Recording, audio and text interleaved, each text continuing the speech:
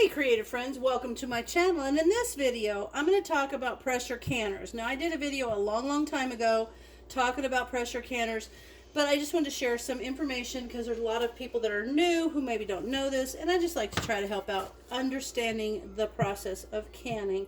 So one of the things, and I'm going to put a link in my description because there is an awesome publication. This is called Use, Care, and Operation of Your Pressure Canner. This is my favorite to rely on and to look at for information. This is called PNW 421. It's a Pacific Northwest Extension publication from the University of Idaho, Oregon State University, and Washington State University. So what I'm going to do is put a link to the website where you can download this as a PDF. It's awesome. And I did make some little notes of things I want to chat about. So I'm going to leave this here and I'm going to flip through it. But I wanted to, first of all, talk about the fact that pressure canning is truly the only safe method for home canning of low-acid foods, which include meat, poultry, seafood, legumes, or dried beans. And those you can't can dry, you have to rehydrate them. Vegetables and mixtures that contain those foods need to be done in a pressure canner, because boiling water canners for low-acid foods, it's just a risk of botulism, so you don't want to use that. So here I'm going to show you, I have several. I'm a canner, okay? I'm a canning girl, so I've got my fill of canners. But my pressure canners, this one is so near and dear to my heart. This was actually my grandma's, and you can see it still has wooden handles. Look at those handles on there and on here. So this is an oldie. But is an old pressure canner a good pressure canner? Well, it could be. You just need to have it checked, and I'll tell you some of the things that they check. You know, they'll check just the quality of how it's made, make sure there's no dents, no cracks, or any of that kind of stuff in it. But most of the time, if you find an old pressure canner, you can take it to your extension office and you can get it reviewed and checked, and they can tell you if it's safe. And you always want to make sure that it's got an emergency release plug like this one does. And this canner is actually a national pressure canner of Eau Claire, Wisconsin, number 7. That's what this is. It's a number 7 canner. So this is kind of one of my favorites. I do a lot of tuna in this. I actually have this one, and then I have one that was also my grandma's, but it's a newer one because it's got the black plastic handles on it, but it looks exactly the same, and it's a Presto. So there's this one, and this is one of the smaller ones, so I use it when I'm doing smaller amounts. Now, one of the things I do not have is I do not have an All-American canner. I had one, and I just prefer Presto. All-Americans and Presto, they do the same thing. They pressure can for you, but I just feel more comfortable with the Presto. So there's that. But I will also now show you, which if you've watched any of my pressure canning videos, well, I want to show you this. See how old this is with the wooden handles? The rack that came in it, I still have the rack. Look at that rack. And that, you always want to have a rack because it's going to keep your jars up off the base of the canner. So this was a cool canner. I'm going to turn that over and get this out of the way. It's heavy. That's a nice heavy canner. And that's markedly heavier than my current modern Presto. This is lighter weight, and this one is clearly taller, and I'll talk to you a little bit about the difference in sizes. And this also has the emergency evacuation. If it gets over pressure, that will blow out of there. And I'm going to show you a way to store. I store everything in here. I store my gasket. I store the box. When I got a couple new gaskets. But when I get a gasket, I store the box of that gasket in there. So when I need to go to the store and get a new one, I'm not guessing what canner size I need. I can just take this box and match it. So that's always kind of a good practice. I still keep the pressure canner recipes, the cooker recipes, not for canning, but there's some cooking recipes that are in here, because here's the thing. Can you cook in a canner or can in a cooker? Well, you can cook in a canner, but you can't can in a cooker, and I'm going to show you why in a minute. But I always save the recipe book just for information. Now, another thing that I do is I will stuff the canner with newspaper. It helps absorb odors from your canner if you've had a long canning session, particularly if you've done meat or fish. And if you've done something really stinky like tuna, if you sprinkle a little vinegar on here and put it in here, it'll help absorb the stinky odors too. The other thing is to make a little ring of newspaper on top so that you can turn the lid over, and that's going to protect your gauge from getting banged, and it's also going to protect the edge of your canner, because if you ever use your canner with a spoon, you don't want to tap the spoon on the rim of the canner, because you can create little dents in there and that can let steam escape and can screw up your whole canner. So you don't want to do that. So these are the two official canners that I'm going to show you. Now the difference with a Presto and All-American is All-Americans don't use a gasket. Prestos do. And I'll show you how the gasket goes in there. So a gasket will fit right on the inside of this. Now, All-Americans don't use a gasket, but they look, it reminds me of tires on a lug nut. You've seen those canners that I think Linda over at Linda's Pantry uses one. I think Lisa has one, or does she use a Presto? She might use a Presto. But you have to like tighten them on, like little handles, kind of like lug nuts on a wheel. You tighten them. And I never liked that. Another thing I did not care about for the All-American is that when I will talk to you in a minute about the different jigglers, but the jiggle sound is important to me because I'm going to go with the jiggle sound that I'm used to, and I'll describe that in a second. But for now, this is how a gasket goes in. It'll go in around the edges right there, and you want to make sure your gasket has a good fit. You also want to make sure your gasket is nice and pliable and has no cracks, or it's not brittle or delicate. So you want to make sure that's that. Another thing you're going to see, let me see if I can push these down in there and show you this. On newer Prestos, now they don't have this on my grandma's canner, but they do on the newer Prestos. See this little piece right here that sticks out? That's there. That is your lid lock. So when you put your lid on, and these things are cut out in such a way that one of them is longer, so it fits specifically on here in a certain way, because it will fit around, see this one? I think this is the longer one. It'll fit so that it fits on there in a specific way. Those aren't all the same size. You cannot put this lid on the wrong way. The reason is because this piece right here has to fit here. So when you put it on, that is going to hang below that, and as pressure builds, that's going to pop up and lock. And see how that squishes against this, and it keeps it from you being able to take the lid off until there is no pressure in the canner. So that's important. So another thing, I have had all of my canners, even my grandma's, I converted them. They were all pressure dial gauge, but I like the rocker, and I'll tell you why in a second. But I like the rocker, so I was able to go down with Presto. You can buy the vent port and the weight to convert it to a gauge, or from a gauge to a weight. And the cool thing about that is the gauge to me is kind of just like a backup. Like I can look at it and I can have it tested, but as soon as my little rocker starts rocking, this is always at 11, so it's pretty good. But I'm surprised. But anyway, it could be because of the way I take care of my canner. But now, how do you know if you have a canner or a cooker? Well, it's really important to make sure the size is important when it comes to a canner. So a canner they say a canner has to hold 4 quarts. They're not talking 4 quarts of poured liquid into the canner. They're talking literally 4-quart jars standing up in the canner with the lid on. It has to support those 4-quart jars, because then you know it's the heating, there's enough space to have enough steam to properly process your food. So if you have, I'll show you one of my cookers. If you have one that is too small for that, then you can't can in it.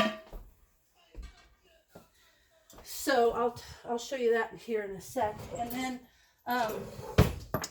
another thing is, with a big canner like this one, you can actually stack them. And I'll show you a picture in this handout of how they have them stacked. So the smaller one, you can see you have one layer, and you can see the water level and the rack. You always have to have it on a rack. But these tall ones, you can actually stack them. And what you need to do is put put a rack in the center, and I think I have, let me go get my rack, hang on. All right, I got my rack. So you can put your jars in there and then set this rack on top. And even if you have jars in a rack, let's say I've got these in there, this is just an example, and I put a rack in there, you don't want to set these directly above the other jar. You want to offset them, okay? And that way steam can get through things, and also there's not just weight of one jar on the other jar. It distributes it nicely. So it's also just about steam getting through here properly to get all the way around all of the jar. So if you have something that you're doing a whole bunch, and like when I do chicken, I'll do 2 stacks. You can even do 3 stacks if you want. That's fine. But clearly you have to have a canner that is big enough for that. And so it says, I'm going to read this. 16 and 23 quart capacity are the most common canner sizes, and that's the 2 that I have here. A 16 quart pressure canner allows for processing of 7 quart jars or 8 to 9 pints per canner load. The 23 quart canner allows for stacking pint jars and can accommodate 7 quart jars or 16 to 18 pint jars per canner load. So if you're going to do a lot of canning, you'd want to get the 23 quart. So there's that. Now, the other thing I wanted to talk about is the regulators, the little weights. Okay. So weights are different. Weights sound different. And let me see, is this, yes. So these are the 2 most common weights for the kind of canners that we have. This is the one for Presto. All by itself like that is a 5-pound weight. It comes with 2 of these little discs. If I put one of those discs on, it's 10 pounds. The second disc makes it a 15-pound weight. This one is another kind of weight, and this is the one you'll see with All Americans. And each one of these holes is a different weight, 5, 10, and 15 pounds. So if you put it on the peg like that on 5 pound, or that on 10 pound, or that on 15 pound. So that would be what they have on All Americans. And that's actually the one that goes with one of my little canners. But now let's chat about the sounds. So if you're not familiar with the sound of how your pressure canner sounds, you need to make sure, you can even go online, and a lot of times the manufacturers will have videos of what it sounds like. So my Presto, one of the reasons I like it is because it rocks. It kind of goes psh, psh, psh, psh, psh, psh, like that. It just, like my imitation, it just rocks back and forth constantly. So you're constantly going to hear a little steam psh, psh, psh, like noise, which I like. The All Americans, it says, I don't know, it doesn't, like it goes only a few times a minute. So I find that when I'm waiting for it between those like 3 or 4 times a minute, I'm just like wrapped. I'm just watching it. Whereas I used to be that way with the dial gauge. I used to sit there and watch it to make sure that it stayed on pressure, because if for some reason it falls below pressure, you have to start your canning all over again. I didn't want to do that. So when I'm waiting for this thing to go like 3 or 4 times a minute, that little blocks in between when it goes, I'm like afraid that it's losing. I don't know, that's just me. But people love their All Americans. I just have to have the constant little jiggle noise of my pressure from my Presto. So let me set this down here. I'm going to talk about cookers. So these are cookers. And this, I have to tell you about this set. It's so fun. So that's my Presto. Now this one is a Miromatic pressure cooker. And it's a pressure cooker. And you can tell the lid goes on, but you can tell there's no way a quart jar is going to fit in this. So it doesn't make sense. It's not big enough. And yeah, you could put smaller jars in there, but still it is not going to be safe for canning. And the reason is the actual heat up and cool down time of a canner is part of the processing.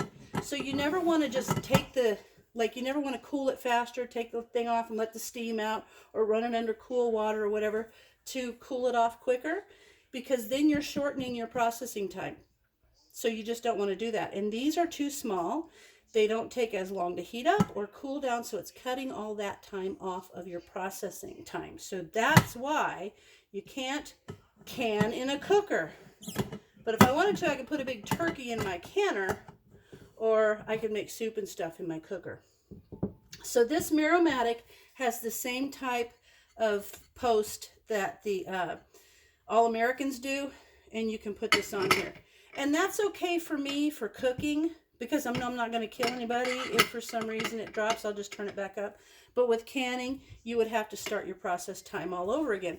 But what happens with a weight, the reason they work, and also with, I can even read this to you, know what it sounds like, that's on there. Okay, and this is actually in this publication, and this is from All American. It says, because All Americans would be like my canner, it has a gauge, a dial gauge, and the weight. But the canner lids have, and this is from notes from this about All American. Canner lids have both dial gauge and weighted gauge. As of 1995, directions advise to use the weighted gauge canner, which is ideal reference. The dial is for reference only, to be used for processing. And that's kind of the way I do mine. I kind of look at the dial just as a reference, but I go by the gauge, the weight. I listen to the noise that this makes. And if you want to know why, once you understand how a weight works, it kind of helps you be comfortable with the weight if you've always been a dial person. So the reason it works on any kind of weight, and this one over here even has a different looking weight. So that one's different. Now I'll show you. See that one? I'll show you what that little pressure cooker, my favorite, is.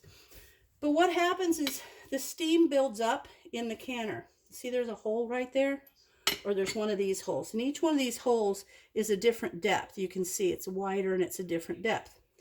So steam comes out of there and builds up in there until there's enough of it to basically push it up, and it'll go psht and let the steam out and fall back down. Then the steam builds up again, psht, it lets the steam out. So when this one is rocking back and forth, you know that the steam is pushing it up. Same thing with this one. It's got these little crevices or little tracks on the side. So when the steam builds up, it kind of bursts out of there and goes, and then it'll wait for the steam to build up, because it builds up in that hole and then disperses through this. That's how it'll go. So once you learn how it's supposed to sound, it's just so much easier. Like, I can wash dishes, I can put around my kitchen, I can get my next canning batch ready, because I can constantly hear this in the background.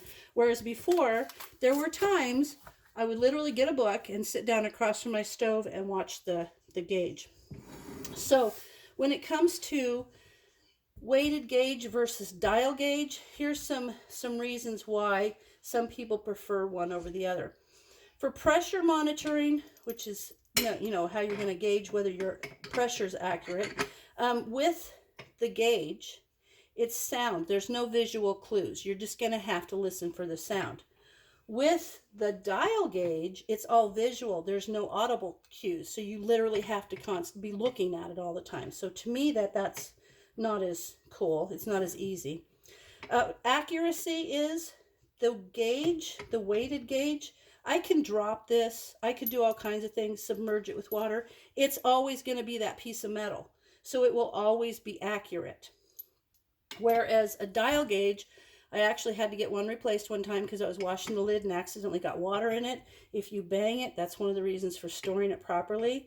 If you drop it, you have to get those things tested. So that's another thing too. If you ever test it and your gauge is more than 2 pounds off, you need to have it replaced. If it's less than 2 pounds, you can talk to the person that tested your gauge, but oftentimes you'll just need to make that 1 or 1.5 pound adjustment, either higher or lower on your weight. As for adjustment for elevation, this is kind of interesting. The dial gauge, these weighted gauges are more resilient. Dial gauges are much more delicate, but I want to show you where I had highlighted a little bit that I wanted to talk about in here here. So this is I talked about. This is interesting. People ask me all the time. Let me get my lid up here so that you can see. They ask me all the time, how come my dial gauge has to say 11 pounds of pressure when my weight is a 10-pound weight? Well, I'm going to tell you why. Because actually, let me see if I can explain this. I'll read what it says and then see if I can explain it better. A weighted gauge pressure canner with a 10-pound weight will vent pressure above 10.5 pounds. So basically, it's going to take 10 pounds to hold it up, but 10.5 to push it to where it has to release. So this actually, even though it's a 10-pound weight, it takes 10.5 pounds worth of pressure to release pressure. Now, if we put half-pound increments on this wee tiny little dial, they would be microscopic. So they just put it on 11 because if they put 10, then you could potentially be under processing. So does that make sense? So this is going to say 11, even though when this gets to 10.5, it vents, okay? But the difference, and honestly, if you're sea level, perfect. Use your weight because it's just simple. It's 10 pounds of pressure on your weight, no problem. Now, it's when you get to higher altitudes that people may choose a dial. Because with your at sea level, you're going to use 10 pounds on a weight. If not, you have to jump up to 15 pounds because that's one solid piece of metal, or the ring, the next solid piece of metal, or this kind of thing. With a dial gauge, you can go up by 1 pound increments. So you can literally go over up to 2,000 feet, it's 11 pounds, which is really the 10.5, right? 2,001 to 4,000 feet, you can go to 12 pounds, and then 13 pounds, and then 14 pounds, right? But with a weighted gauge, you would jump all the way to 15 pounds. So if you're in a higher altitude, you might consider a gauge just because you can go up in those smaller increments.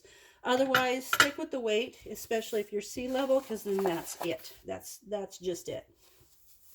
Now, when it comes to the temperature in here, when this is at the 10.5, which is really what this is, the heat inside of a pressure canner is 240 degrees. When you go up to 11 pounds, it's 241, and all the way up to 15 pounds is 250 degrees in there. So that's what's going to process your food safely, is the temperature that's inside your canner. So now you can see the difference in the size of these two lids. Look at that. This is a cooker, this is a canner. So, you know, you can't can in a cooker, or you can't cook can in a cooker, you can cook in a canner. All right, that's my Presto gauge. I gotta put that there. So here's the Miromatic. It has the same jiggler, same weighted gauge as the All-American. And because I have all these and I want to keep the weights with the right ones, I always just wrap this up in a wash rag and put it inside my canner for the next time I use it. And this one also has a gasket, and I do have another gasket waiting in there in case I need one. And this one is my favorite. I'm going to finish with this. And you guys, if you want really more detailed information, check that link and go read this publication because it's very cool. So, I've been married 40 years. And back in the early days, this is a mantra, it's called. Back in the early days, when I was married, a long time ago, you used to get your credit card bill in the mail.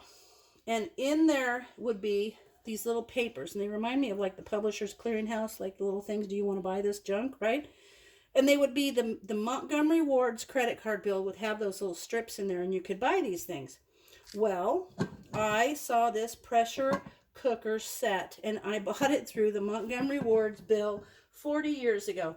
This is different though, because it actually has a release valve that's metal, and the center part of it will melt out. It's really weird. But I've never had that happen, so that's good.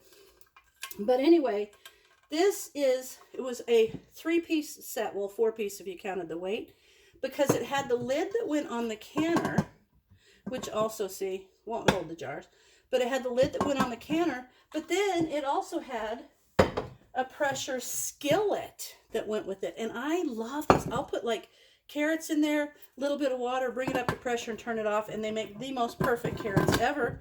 But this just goes on like that, and then it has one weight, and that goes on there, and it's good to go. But this has been one of my favorite things in all of my married life, is my Mantra 3-piece pressure cooker set. I just love that. But clearly I could cook in this, but I can't can in it. So, whoo, that was a lot of information, but I hope it helps you guys. And I do hope, especially if you're a brand new canner, go over and get this publication, print it out, keep it with your canning stuff so that you can always reference it. Let me get the main page. Where'd the main page go? So that you can always have it and reference it when you have questions, because this is so thorough. It's so much more than I even just said here. And there's something to be said about that. Oh, there it is. There's the front of it. So go over and check out this use, care, and operation of your pressure canner. I'll put the link in the description where you can go to the website where it shows PDF to download and you can have it. And look, whoo, there it is. Pressure canners versus pressure cookers. And remember, you can cook in a canner, but you can't can in a cooker. So as always, thanks for watching, and I'll see you in my next video.